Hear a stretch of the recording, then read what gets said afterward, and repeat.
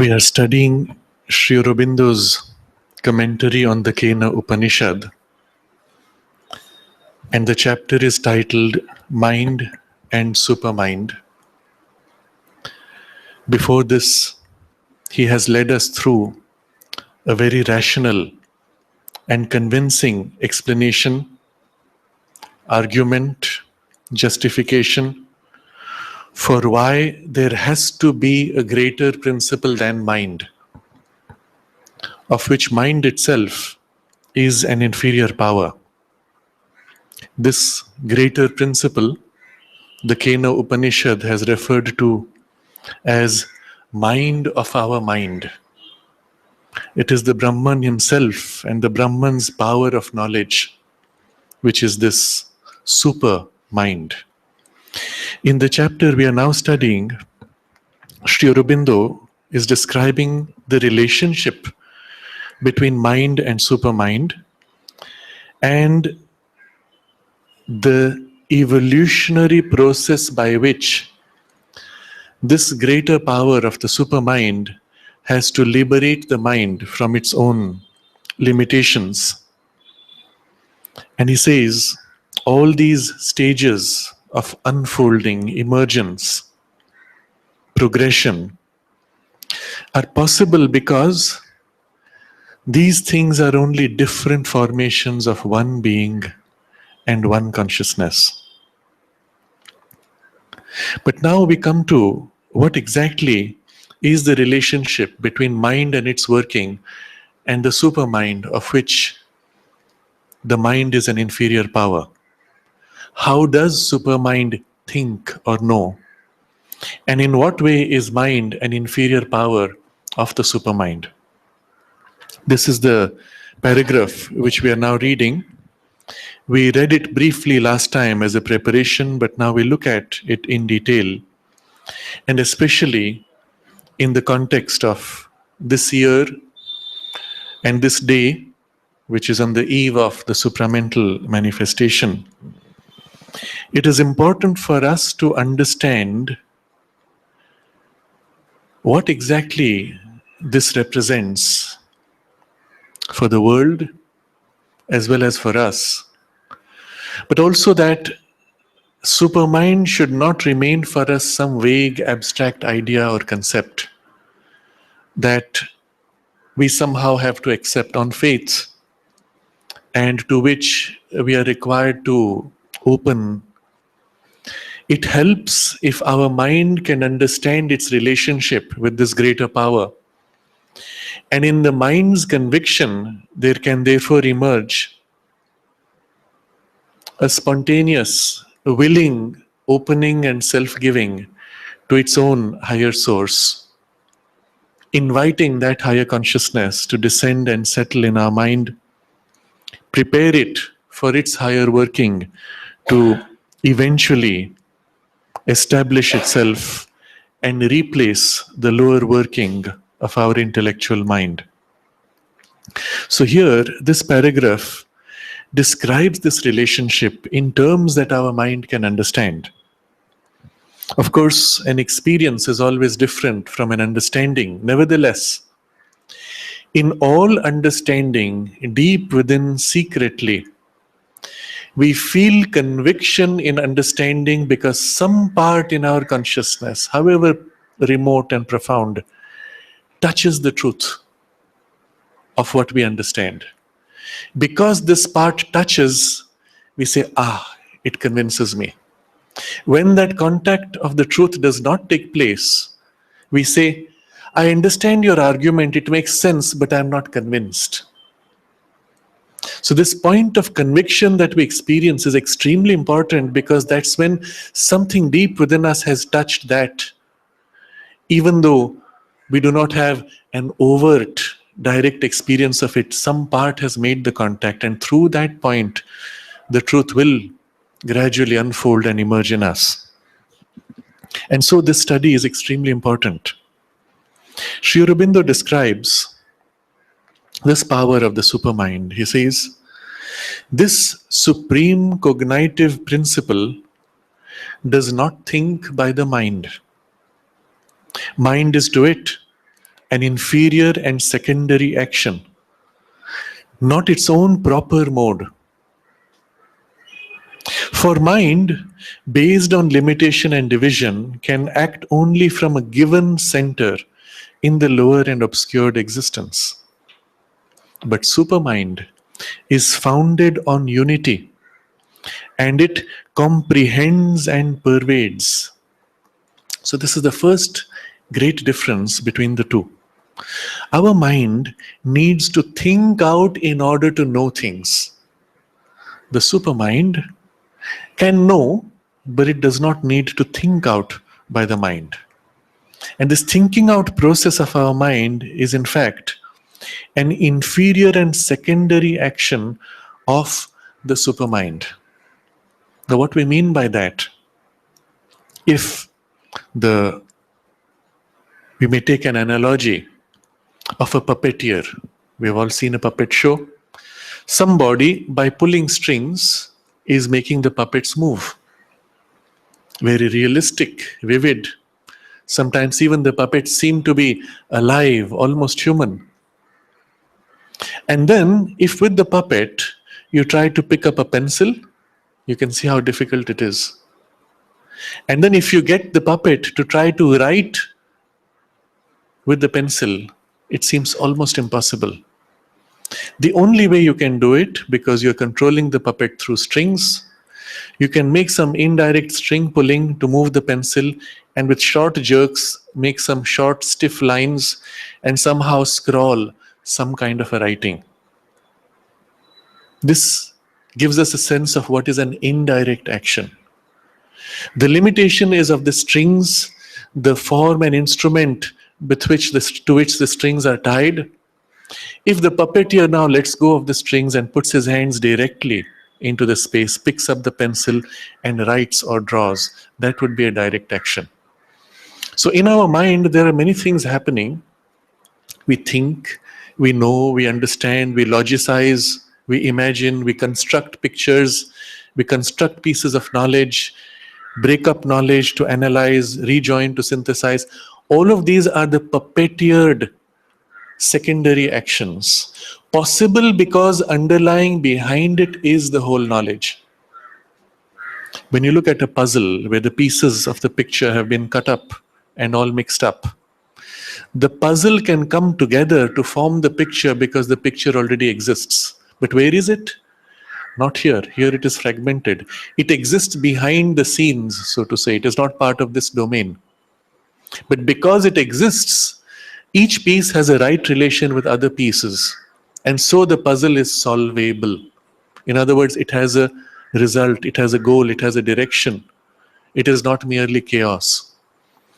Our mind's working is like that, broken pieces, but because behind secretly there is the full picture, the totality of all knowledge in supermind, therefore mind can play with pieces, analyze, synthesize, arrange, cognize, and so on. But the supermind does not need to do all this.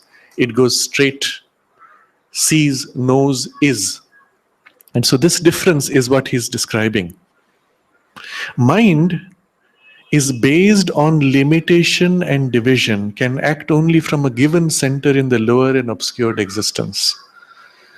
So obscured existence and lower because right now I do not know.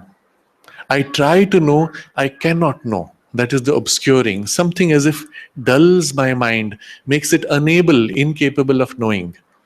Since I cannot know, I look for pieces of information and try somehow to fit the pieces in order to know something.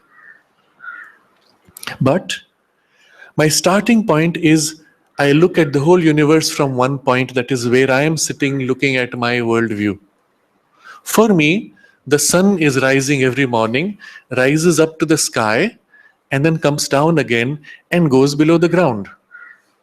That's the only experience I have because I look at it from this narrow little viewpoint. And at each step, I cannot be sure of what I know. When the sun rises, it looks big. When it rises up, it looks small. Is the sun actually becoming big when it rises and becomes small when it goes up? I'm not sure.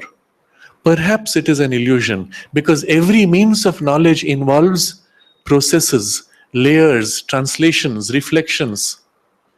I never know the thing directly. So I am always in doubt, limited, incapable, operating in division of pieces, can act only from a given center, but supermind is founded on unity, and it comprehends and pervades. So in the supermind consciousness, all is in oneness. All is oneness. And on that oneness, its knowledge is based. Now, a knowledge which is based on the oneness of the whole universe, of the whole cosmos, obviously, because it is in oneness, what it knows in totality. There is no division. You cannot say, I do not know this, because this would be a separate piece. If I am in oneness, what I know is all knowledge. And it is on this all knowledge that supermind is founded. And when it seeks to know, it comprehends, completely embraces, holds in its totality all that it needs to know. And pervades, it is in all the knowledge, in all the things of which it wants to know. Now we may take an analogy here. And remember, it's an analogy, but still, because it is an analogy which is more experiential for us as human beings, it helps us to convince and to know more deeply. And the analogy we will use here is of our knowledge of ourselves, our body, our awareness, as opposed to our knowledge of someone else, someone else's body and awareness. Notice, When I meet a stranger, I want to know you. You means not your body, obviously. You, the person. Where is the person? Not body, not brain, not emotions, not thoughts. The person who has thoughts, who has emotions, who has brain and body. I want to know you. How can I know you? I can't see you. I see your body. I can't know what you think. Even your thoughts are hidden, concealed behind. So, how do I know you? I ask. Tell me what you do. Tell me what you like. What is your opinion about this or that? And with these pieces which I get, I try to construct my understanding of you. After a year of conversation, I have constructed a picture which I think is you. But after all the 1 year's discussion and my construction, finally you say, but you know what? None of this interests me. For me, what is important is, and you give me a totally different picture. I say, oh my God, I wish you had told me this before. All my construction is wrong. I must start all over again. But this is how mind works. What it wants to know of the world, it has to get in pieces, construct, grasp, and then the whole science breaks down in the fact of one single observation which does not fit the theory. And we rebuild in a new theory. Always more complex, always more abstract. But we're trying to reduce you, the person, the experience, the reality, into a theory which mind can construct and form. Now, this is the mind's approach. Consider now the other side of the experience, you as you know yourself, and as you know your own mind, your own feelings, your own thoughts in identity. When you say, when I ask you, do you know whether you exist? Oh, yes, I know. How do you know? Because I'm aware. I'm aware that I exist. You don't have to make an effort. You don't have to construct. Wait, let me see. I have 5 fingers. I have 1 hand. I have 2 arms. So I know I exist with 2 arms and 10 fingers. You don't need to do that. I am, because you're in identity with yourself. In that relation, if I ask you, what kind of thoughts do you have? Observe. You will say something, but what you say is a selection of what you are aware of. What kind of a person are you? You know yourself already. And then, because you have to speak words, because you have exactly 30 seconds in which to speak, you make a selection, you narrow down and put forward a special aspect, a special part, and present that, knowing full well that's not you. And when someone knows that, they may know you better, but they still don't know you, isn't it?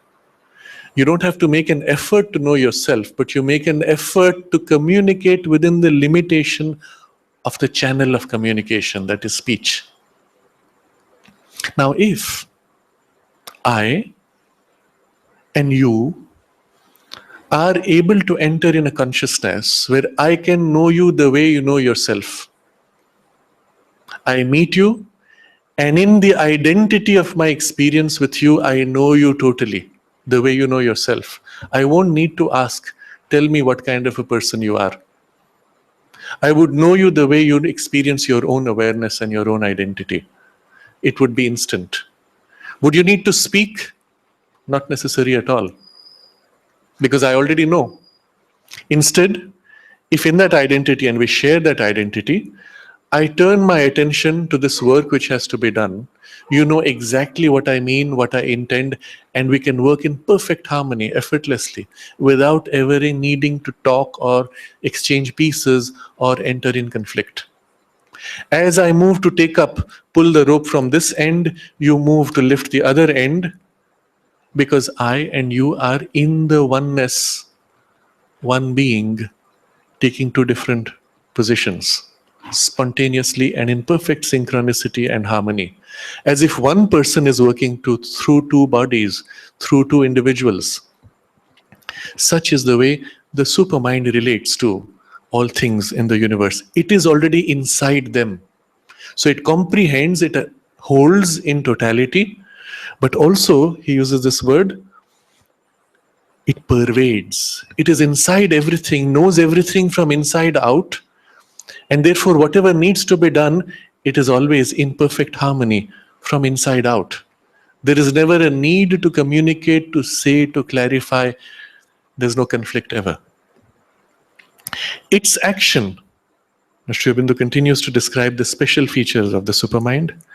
Its action is in the universal and is in conscious communion with a transcendent source, eternal and beyond the formations of the universe. So because it is in the unity, oneness, pervading, comprehending, holding in totality, therefore always its action is in the full awareness of the whole. So when the supermind wants to lift this book, place it here, in the very act of needing or of choosing to enter in relation with the book, it is knowing the book in relation to the totality. What this book represents in a series of books. What are all the possibilities of what this book could be utilized for? Or let's say this flower. This flower in its origin in the tree, in its journey of growth, in its possible expressions in the world and utilities and its eventual dissolution, always in relation with the whole. So even if there's an action on a part or a point, it knows always the full universe in relation to this one thing. And therefore, when it acts to displace a single object from here to there, the full implications for the whole universe are known, and it does exactly what is needed for the perfect harmony with the whole. Its action, although apparently on this flower or this book or this object, is actually on the whole universe, of which this is a focal point of the action. And this is the reason why the supermind, he says, its action is in the universal. Although apparently on a single point, it is still in the whole of the universe. If it articulates one statement, it will put that statement in complete context of all the possibilities, in all the perspectives in which you can read and know this statement in the whole universe. This is the reason why very often in Sri Aurobindo's writings, you will find in a single sentence, he includes except for this and that in those particular situations, which, and all these special corrections, setting a context where you cannot falsify the statement. The statement is complete because all its aspects, primary aspects, have all been covered in that single articulation. Sometimes it makes the sentence a little complicated, but it is natural for a consciousness which sees everything in context of the whole to not make the error of describing one aspect and saying this is all. It must describe it in its, from the perspective of the whole, from the universal. So its action is in the universal, but at the same time, remember, if it holds the universe and all comprehensively pervading, itself therefore stands beyond all. And so it knows also the station above the universe. So he says, is in conscious communion with a transcendent source, eternal and beyond the formations of the universe. A consciousness which is in unity and which holds all in itself, obviously, therefore, knows all things beyond their form, and therefore it is in communion with this transcendent. And such a consciousness, therefore, how does it see things? How does it know things? Supermind regards the individual in the universal and does not begin with him or make of him a separate being. It starts from the transcendent and sees the universal and individual as they are in relation to it, as its terms, as its formulas. It does not start from the individual and universal to arrive at the transcendent. So it sees things from above. How do we see in our mental consciousness? We begin with, I am separate. I am this person, you are that person, this is that object, I am cut off from the universe. But I, as a person, look out at the universe, and in my mind, I can construct the universe which is made up of all the things which I can observe, accumulating them, and perhaps all the things which should be there but which I cannot see, and I accumulate those in my mind. And so I construct a universal made up of innumerable pieces, in which I am one piece along with other pieces. I, this piece, am in conflict with all other pieces, and the universe is the sum total of all possible pieces. Transcendent, that is something which is neither I, the piece, nor the sum total, which is the universe, something kind of abstract, above, kind of formless, not universe, not I. I know it only by negation. And this is the way the mind approaches its experience of things. On the other side is the supermind. It regards the individual in the universal. Starting from the transcendent, it sees the universal and the individual as they are in relation to it. So first, a more accessible experience is when supermind sees the universal. The whole universe is one continuum, one whole. Everything is held in the continuity of its one consciousness. You may draw lines and say, this is different from that. But to the supermind, there is one continuity. Just as if you go to the border between India and Pakistan, there is this barrier which is formed, a fence which has been cut on the ground. You go between China and Russia, there's a fence which is cut, and on both sides there are forces opposing each other in a tension. But is it real, this fence? When you step out into space and look at the earth, it is one whole beautiful being. All these fences are artificially drawn and imposed by constructions of the mind.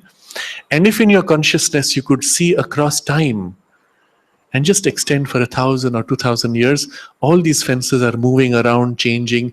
They have no permanent reality at all. Whimsical creations of interests, short-term, individual or group interests. They have no reality. The reality is the one earth, one conscious being, constantly developing and evolving and expressing herself.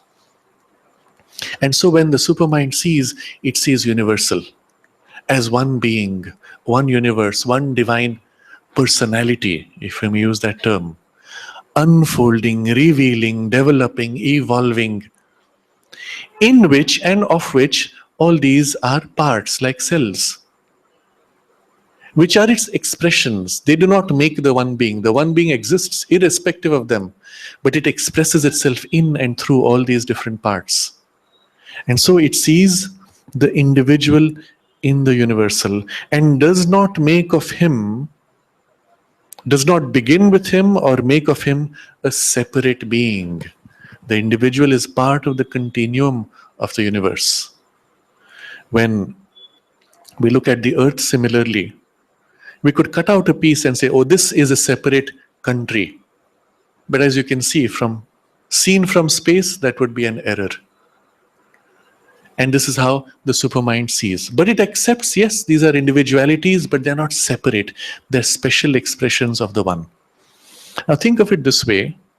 If you stand before the Himalayas or a mountain range, how many mountains do you see? You can count the peaks and claim each mountain is a separate individual. But now try to define where one mountain ends and where the other begins. And then you notice the problem. As this mountain slopes down, it curves and rises into the continuity of the next mountain, which curves, slopes down and becomes the next mountain, and the whole range is one being. But the mountains are individual focal points of its expression.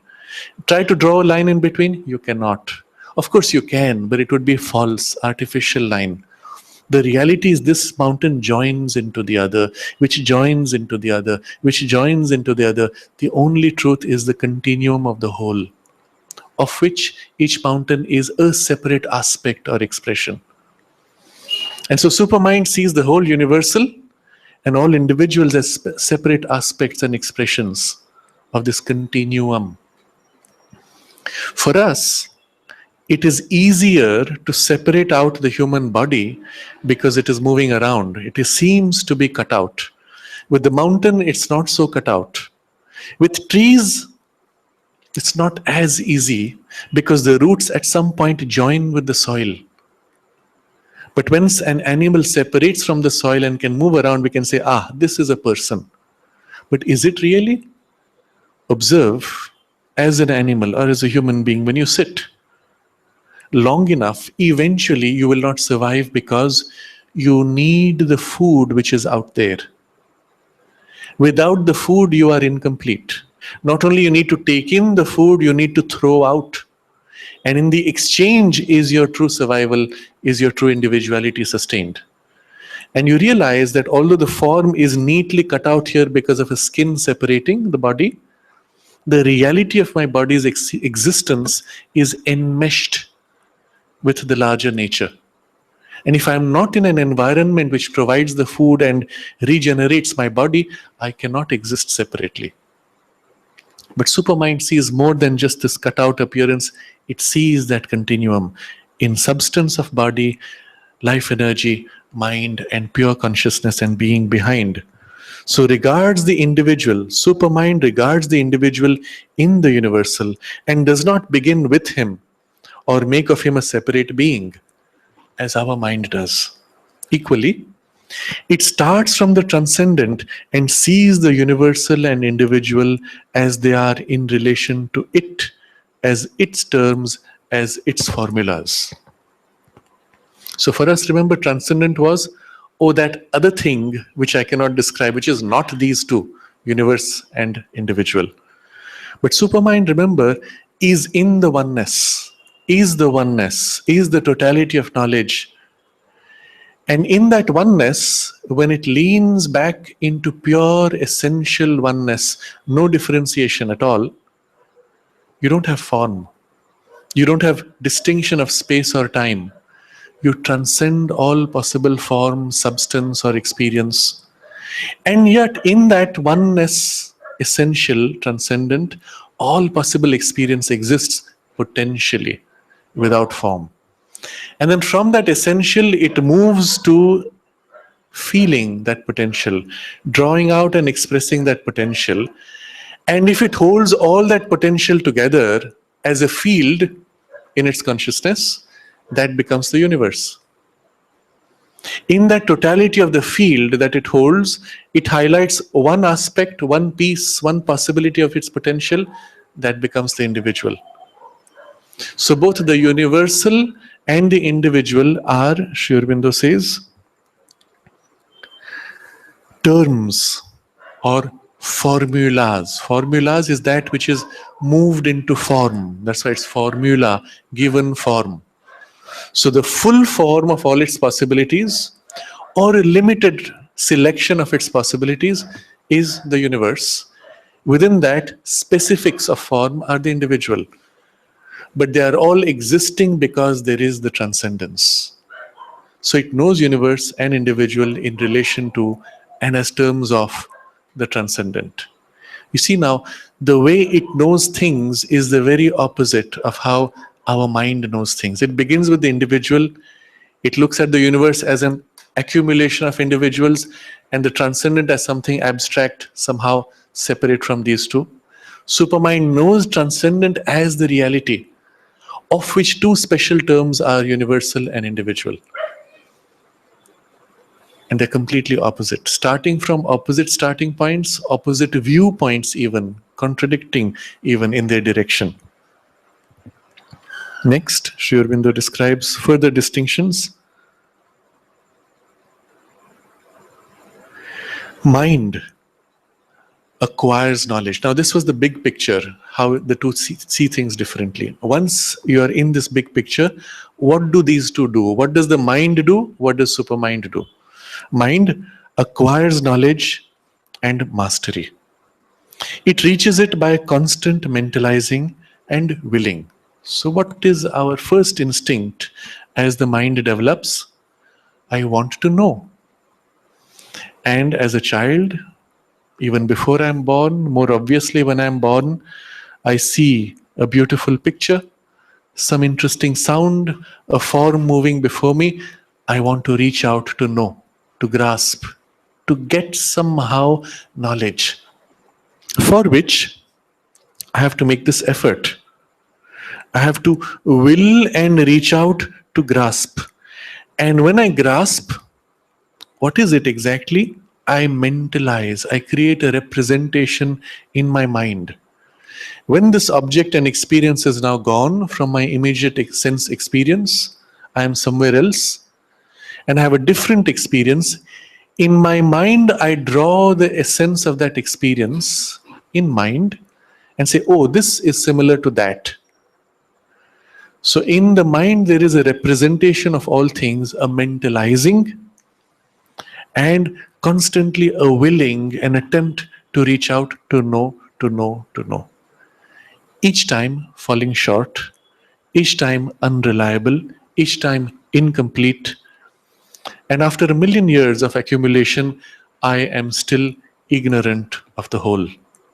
You can go on accumulating unendingly because the universe is infinite. You will never have total knowledge. Supermind possesses knowledge and mastery. Because remember, it is in the consciousness of unity which holds, comprehends, and pervades. So it knows all things from inside out. It possesses them. It doesn't need to make an effort, it is already there. And therefore, in that possession also, its possession is complete. There is nothing which is not included in its possession and knowledge, therefore, mastery. And again, we will come back to the earlier analogy. When I try to know you, and or this object or this machine or this activity, in order to master it, in order to master playing the piano, I must start making willing efforts, knowledge efforts, accumulate bits of experience, combine them in more and more complex ways until I can say, now I have mastered it. But just when I say I have mastered it, oh, here's a more challenging piece. I need to still develop, still more perfect. If the piano was infinite, I would never really reach mastery. But supermind is, to use that analogy, the way we know ourselves internally from within in identity. So you want to know yourself? Oh, I already know me. Do I need to make an effort to know me? No. Obviously, this knowledge is limited, but as an analogy, we get a sense of how the supermind works. It knows from inside out, and therefore its mastery is also complete. And so what does it do? It also needs to act or wants to act. Possessing, it throws itself out freely in various willings and knowings because it already has it. It can will, it can know, but it begins with already the knowledge and the mastery and throws out from it the action of its knowledge and mastery. It is not a reaching out to grasp, to know, and to master, but an expression of its mastery, a free expression of its knowledge. And therefore, if supermind had to speak or express, it would come from the authority of a living, complete experience. It would not have doubt, it would not have incompleteness, it would not have error. It may choose to limit itself for the purpose of communication. So when you're talking to a 5-year-old child, you do not use the vocabulary of an academic. You reduce your language to the vocabulary of the 5-year-old. You do not use abstract ideas of integration and differentiation of calculus. You reduce it to the sense experience which is accessible to the child. So the supermind may thus narrow the focus of its form of expression, but behind it will still know the fullness and never be in error in its knowledge. When it reduces, it would be a conscious, freely chosen narrowing, but never an ignorance or an incapacity. So he says, possessing, it throws itself out freely in various willings and knowings. And this is how, in fact, the whole universe is born. because the universe is formed by the power of the supermind, flowing out, manifesting infinite potential of the divine, and organizing, already held perfectly across all space and time of eternity and infinity. All things are known and held in perfect relation, and it throws freely various willings and knowings. So this is how supermind and mind relate to knowledge. Next, he describes how they relate to sensation. Mind gropes by divided sensation. It arrives at a sort of oneness through sympathy. Supermind possesses by a free and all-embracing sense. So for the supermind, it's obvious. Everything is freely held in its embrace, and everything is known in its all-embracing sense. Now briefly we pause and look back at what exactly is this sense or sensation. In contact we say, I have a sensation. I have 5 senses through which I enter in relation with the universe. Sri Aurobindo explains all sense perception, all sense experience essentially is consciousness meeting consciousness. When I touch ice, it is consciousness working through my hand, finger, and the biological processes, touching an object which is itself a form of consciousness, of the divine consciousness. Where consciousness meets consciousness, there is a recognition, and the recognition is what we call perception or sense perception. And the recognition is of the consciousness knowing an aspect of itself in its unity. And so, when I see the flowers, there is a registration of my consciousness meeting that consciousness. The machinery in between is irrelevant. If there was not consciousness on my end, there would not be registration of flower. If there was not consciousness on the other end, there would not be registration of anything by me. It's only when consciousness meets consciousness, something is recognized in the total unity of the supermind. Yes, I know myself as this. This reflects in the mind's attempt to reach out, and you have a sensation. Supermind has the full sensation of all relationships, of all experience in its unity. Our mind looks at this piece meeting that piece. And in the point of contact, a reflection of supermind's knowing is experienced. That I say, I see the beauty of the flower. This flower is red. It has such a beautiful perfume. Oh, the flower looks alive. It is smiling at me. They're all gradations, degrees of how much my consciousness is able to enter in relation. The more deeply it enters in relation, the more is revealed in that point of contact of sensation. The less I am conscious, the less I am able to receive, perceive. But in supermind, the fullness meets this fullness in this point of contact of the fullness meeting itself. So supermind, so it arrives, mind gropes by divided sensation. In the division, a piece reaching out to another piece. And it arrives at a sort of oneness through sympathy. Each time I have met this flower, I feel this thing in the flower. It is alive, it is conscious, it is smiling at me. And something through that repeated contact develops a sense of identity, some kind of sympathy reflected in me, where I feel the flowerness of the flower in me. And it's the closest I can come to. But supermind possesses by free and all-embracing sense. In the very act of meeting flower, the whole of me that is one with the universe is meeting flower. And in flower is meeting the whole of universe, which is behind flower, supporting flower. And so whole of me meeting whole of you, which is nothing but me through another form and face, is the nature of the sense experience in the supermind. And the third, Sri Aurobindo describes the emotion, sympathy, and play of emotion. Supermind, he says, it lives in the unity of which Various love and sympathy are only a secondary play of manifestation.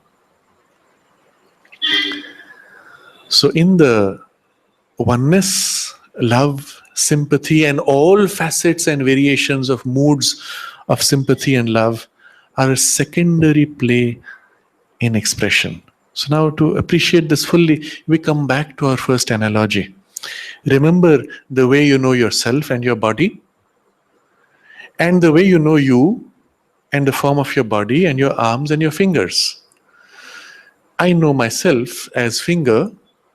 I am not finger, but I have fingers. When I bring one finger in touch with another, what is the experience of sensation? I am conscious of I in the other, right? But what is this awareness? In myself, it was already present. In the finger, it is given as if a special focus. So the vocabulary Sri Aurobindo uses a secondary play of manifestation. Even without touching one finger to another, in my awareness, my finger, my right hand index finger, left hand index finger, oh yes, in my awareness, I have both and their relationship. In the act of moving my fingers to join and touch, I have only brought it into manifestation what already was held in right relation and knowledge and experience within my wholeness, my oneness. And so all relationships, sympathies, variations and colors of love, and they're innumerable. The problem with the word love, as we have always often discussed, it is one word to categorize a whole range of emotions. I love my dog. I love ice cream. I love you. I love to sit under the stars. I love to watch the flowers shaking in the wind. They're all completely different experiences, colors of relationships of the heart. They are all aspects and facets of love. Even I hate that person is a distortion of love which says, I love to hate that person. Isn't it? All relationships are facets, aspects of love and sympathy. Sympathy is relationships in which we feel commonality of resonance. But all are colors of love. And this is the way the supermind knows things. In identity, the sympathy is felt and the relationships are colors of love. Variations, infinite, various love and sympathy. But all these expressed are, for the unity of supermind, a secondary play of manifestation. And now, with all this big picture of their differences, Sri Aurobindo summarizes the essential distinction. Supermind starts from the whole and sees in it its parts and properties. It does not build up the knowledge of the whole by an increasing knowledge of the parts and the properties, the way the mind does. How does the mind know the whole? So I, for example, take a new car which is broken down. It happens to be an imported, specialized car developed in Japan for racing purposes. And I bring it to Pondicherry and I take it to my local mechanic who has never seen this car. So the first thing he says is, okay, I need a few days to figure out what is wrong. What does he do? He starts by observing pieces. He opens the hood, looks at the engine. He looks at the transmission. He looks at the wheels. He breaks open the engine to look at the piston and the spark plug and the carburetor and so on. And he looks at all the pieces and then puts them together. In the early days, 25 years ago, we had a high-speed recorder we were using to duplicate cassettes. 3 of cassettes would be duplicated at the same time. And then one day it broke down. So I took it to a local repairer. That was the best I could do. And the repairer said, don't worry, I can repair anything. A week later I went. He had broken it up, dismantled it completely. Every nut and bolt had been removed. I said, my God, how will you ever put it back together? Don't worry, I can repair anything. So then I go back after a week, he's trying to put it back together and something is missing. Some part, he doesn't know how it fits with the other. Finally, he says, I need the manual, repairer's manual. So this machine had come from the US. We wrote to somebody there and said, can you get the repairer's manual? And they said, the manual costs as much as the machine. But this is the only way the mind can do. If it doesn't know something, it must break up into pieces and then try to put them back together. In the process, it doesn't work anymore. The life is gone. The truth of it is lost. And increasing knowledge of the parts and properties of each thing is how we accumulate. This is the method of science, which is primarily a mind-constructed, rational process of knowledge. Good, useful, but it can only go so far, and it has inherent limitations. Technology is different. Technology doesn't care to understand. Oh, if you do this, it works. I don't care what's the science behind it, I use it. Intuition is different. Intuition looks at a problem, it feels, I can solve it if I do this, and it feels this and knows it. The cat feels pain in the stomach, it senses the pain. I need to chew on this grass. It knows it instinctively in the body consciousness. It goes and chews on the grass. The body goes through a reaction. The thing which was bothering the stomach is thrown out. The cat is well. If you ask the cat, what is the science behind choosing this grass? It doesn't make sense. It doesn't need to know even. So this is an inferior working of instinct. But the intuition knows, and this is how the ancients saw and developed knowledge. You have an illness, the doctor concentrates, feels the illness. It has this particular vibration. Oh yes, this is familiar to me. I know that particular plant has a vibration which overcomes this. So he goes and gets the plant, makes a concoction, and you're cured. How did you know? I felt it, I knew it, I saw it. In my underlying consciousness, which knows all things, I felt the right relation of this problem with that solution. And it was obvious. So this comes closer to the way supermind sees. But intuition is still superminds working within pieces. But in the supermind, starts from the whole and sees in it its parts and properties. It sees the whole earth, and yes, this region is of this type, that region is of that type. The mountain is one part, the valley is another part, but it is always part of the whole. In our own consciousness, if we draw the analogy which we used earlier, you know who you are? Yes, I know.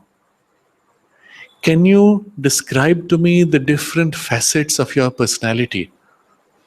And you say, well, there's a part of me that is a very creative person.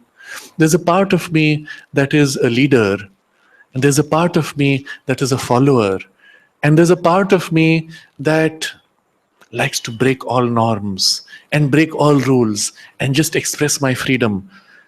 And then there's a part of me that wants to organize and place in structure, in rules, in regulations. But all this while, all these parts of you, you're drawing out from where? From the oneness which you already know yourself to be, isn't it? You only had to turn in, become aware, and draw out this, draw out that, draw out that. In speech, you present them in sequence of priority. In experience, they are all simultaneous, but they are not pieces of you. They are one you having aspects. It's not that I'm made up of this creative person and that leader person and that follower person joined in proportion of 20% and 16% and 4%. I'm not a construction of pieces. I'm one consciousness, flowing this way, that way, that way, that way, in its total freedom. But all possibilities of its flow and aspects are already there, even if I do not differentiate them. And in fact, I don't differentiate them. I'm one me. The differentiation is only when I move to express, to manifest. And so supermind knows things, starts from the whole and sees in it its parts and properties. It does not build up the knowledge of the whole by an increasing knowledge of the parts and properties. And even, this is a bigger distinction, even the whole is to it only a unity of some, only a partial and inferior term of the higher unity of infinite essence. What is the whole? When we say the whole, all these pieces included. To supermind, even that is an inferior term. It is unity of some. Put these together and fuse them into one, that is what we call whole. But that is an inferior term of a higher unity of infinite essence, where you do not have wholes which have been put together. Again, going back to your internal experience, when you have described yourself wonderfully in this long description of an essay, and all the different facets and aspects of your personality, if I say, now I know you, you are a creative person who has leadership potential, who likes to follow in this way, who likes to do this activity. No, no, no. All that put together, it's not really me. What I am is I am that I am. This is the phrase from the Bible when Moses is before this burning bush. Who are you? I am what I am. You cannot reduce me to terms. I stand beyond all of them. And so there is this infinite essence and the unity of infinite essence. An inferior and partial term of it is all the possibilities of the infinite put together. The real truth is this higher. Having described the two different perspectives of supermind and mind, the way they experience, the way they approach, the way they know, the way they feel, the way they sense, the way they relate, the way they act. Having described all this, Sri Aurobindo now shows you how they are opposite to each other. We see then that these two cognitive principles start from two opposite poles and act in opposite directions by opposite methods. The three kinds of opposition. Starting point is opposite poles. Mind starts from fragmented focal point of individual looking towards the whole. Supermind starts from the whole and views individuality as a specific aspect of itself. They're also acting in opposite directions. One begins from the fragment moving to the higher, the other begins from the whole, moves to the fragment. And third, opposite methods. Mind accumulates pieces to create the whole. Supermind holds oneness and expresses facets of oneness freely. And so, how do you reconcile these two things? Mind is thought by that which is beyond mind. Briefly put out, and this is the statement of the Kena. Mind of our mind. Mind that we have is thought by that which is beyond mind. The supermind thinks out mind. Thinks out that in its totality and oneness, I can experience one point versus another point, versus another point, versus another point, infinitesimal points.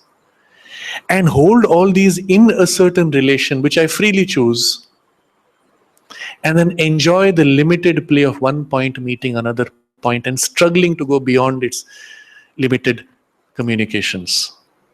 And so supermind conceives of human mind as a form of play in limitation through limitation. So that which is beyond mind thinks out this mind and the rules of its unfoldment, so-called laws of the universe. So he says, mind is thought by that which is beyond mind.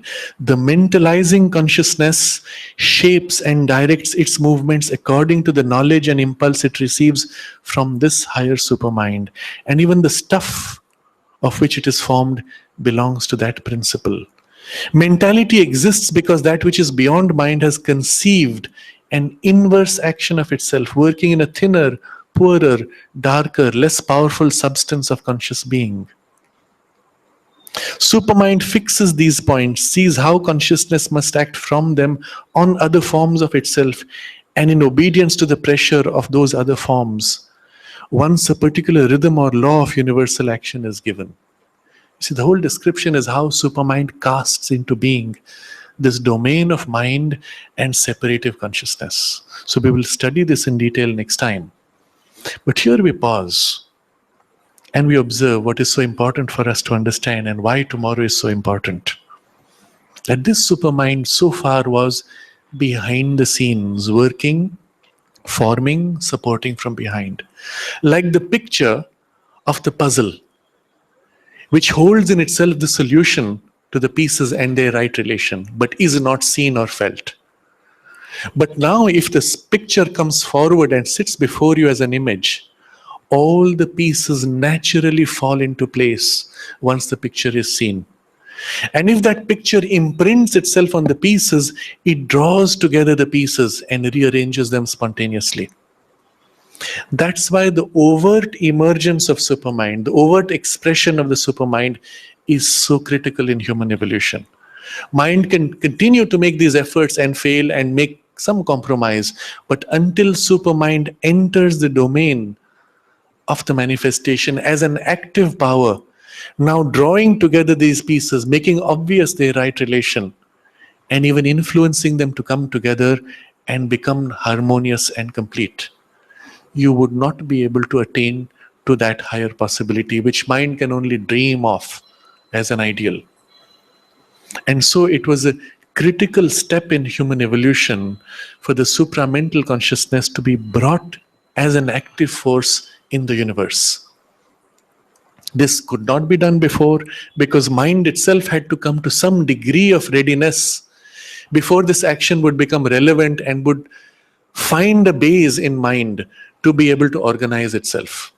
So human evolution had to come up to a certain point, and the way mind manifested in animal consciousness, supermind had to manifest in human consciousness.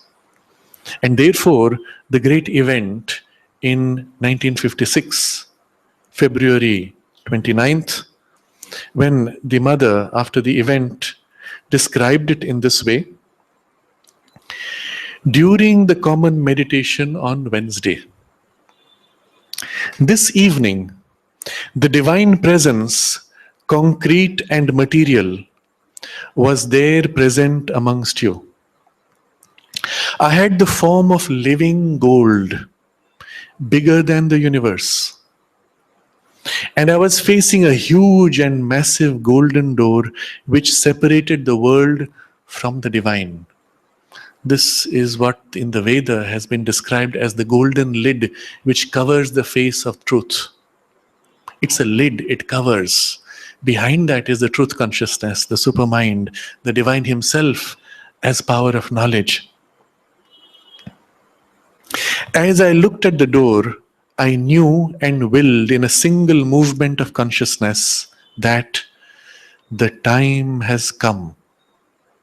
And lifting with both hands a mighty golden hammer, I struck one blow, one single blow on the door, and the door was shattered to pieces. Then the supramental light and force and consciousness rushed down upon earth in an uninterrupted flow. The whole description is of the living experience. Each aspect of it she describes: form of living gold, bigger than the universe. Each is the representation in experience of the truth, of a consciousness that stands bigger than the universe, beyond the universe, and yet is in the universe and enters in relation with that which is beyond. And this lid which covers the face of the truth is shattered by an action which is itself coming from the transcendence and says, the time has come. And in that shattering of that barrier, that supramental light, force and consciousness rush down upon the earth in an uninterrupted flow which continues to this day and forever. That consciousness rushing in has already begun its work. has already begun to change things. And we discussed last time in great detail so many forms of human life which are being recast and reshaped in spite of us and often against our best efforts to resist and to oppose this unification of humanity, of the human consciousness, of the universe itself. And right now, each one of us is under the pressure of this downpour, of this supramental light, consciousness, and force. We do not feel it because nothing in us directly resonates with it.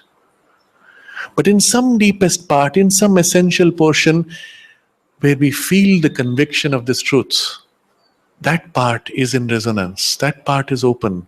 And if we lean on that, rest on that, and allow that conviction of this truth to fill our whole being, more and more of us is drawn in alignment to the action of this supramental force. And bit by bit, as is described earlier, the means is constant preparation of the mind by admission into it of a working higher than itself, until the mind is capable of giving itself up to the supramental action, which exceeds it and which will finally replace it. If we open our mind, our heart, our life, even our body consciousness to that supramental consciousness, it acts in us, not directly, because it would be too intense. Our consciousness is like a bowl meeting the ocean of the supermind, the bowl would shatter. So first, supermind has to narrow itself freely into a finite focus, and then it has to limit the focus itself into substance of mind. And so through two levels of self-limitation, it still acts. And acts upon all these pieces of our minds working and begins to bring them into harmony and organize in the mind's instinctive working of pieces the deeper truth of its unitive principle. And therefore, increasingly in the world, we have the experiences of synchronicity. I think of you and you think of me at the same time and we call each other simultaneously.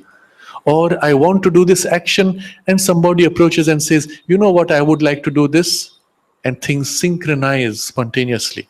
It's happening across the universe and the impulses of individuals, but it's happening within us also to the extent that we open to this higher principle and truth, which is ourselves, our own higher truth. Our mind is formed by it. Our individuality is its action secretly. And if we can give ourselves to it, we can become its action overtly. We can awaken to ourselves in our unity, oneness, freedom, perfection, and all knowledge. All that mind has struggled to put together in an idealism which seems impossible becomes concrete and real in the supramental consciousness. And our whole life then, under its influence, can and will be divinized. This is the certainty we must hold, a deep faith and conviction of our deepest soul. However long it may take, whatever the nature of the passage, it is certain. And this is the assurance that Sri Aurobindo and the Mother have given us, to the extent that Sri Aurobindo said that he will not leave the earth plane, he will remain and will take form as the first supramental being on earth. How long it takes does not matter. The one thing important for us is to dedicate our lives towards such a realization and manifestation of the divine on earth. And for that, everything we do counts. All our current activities, all our feelings, all our thoughts can be made a means for one tiny step in that direction. And it does not matter how long it takes. We are moving forward steadily, step by step, in everything we do, without exception. And then our life is meaningful. Our existence on earth is fulfilled.